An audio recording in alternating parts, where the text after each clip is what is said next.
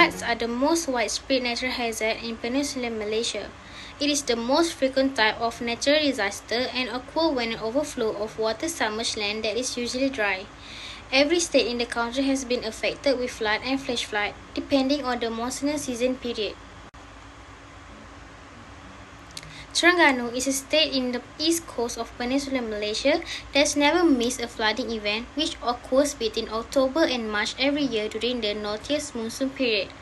The occurrence of flood at Terengganu state was due to a combination of physical factors such as elevation and its close proximity to the sea apart from heavy rainfall experienced during monsoon period. Floods that affected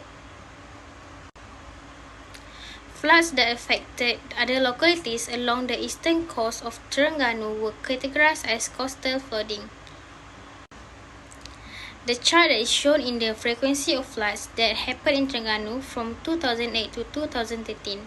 From the chart, we can see that Terengganu has been facing floods every year and is getting worse year by year. To reduce the frequency of flooding in Terengganu, we need to stay alert about the factors and mitigation of flood in Terengganu. The latest flood that occurred in Terengganu was in December 2022. The first factor is high rain intensity. Heavy rainfall during the northeast monsoon season between October and March resulted in severe floods almost every year all over Terengganu, especially during the months of November and December. The second factor is river regime.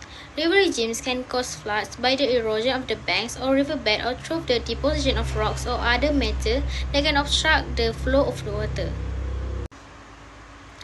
These changes can alter the river discharge over the course of a year by affecting the volume of water that can pass through the channel at any one time. The third factor is the backwater phenomenon. The backwater phenomenon leads to the increase in the water surface level of upstream regions, thereby imposing the threat of submergence during flood events and affecting the longitudinal extent of the river reach. The last factor is velocity and wind reduction that oppose the direction of the river flow. This factor happens when a low-pressure system or strong onshore winds force sea levels to rise above normal levels, creating a storm surge that can cause flooding of low-lying areas close to tidal waterways and foreshores. To prevent the flood from worsening, a lot of mitigation have been taken by many parties such as government, private sector and local community to make sure everyone is safe. Firstly, the government has established a temporary flood evacuation center for the flood victims.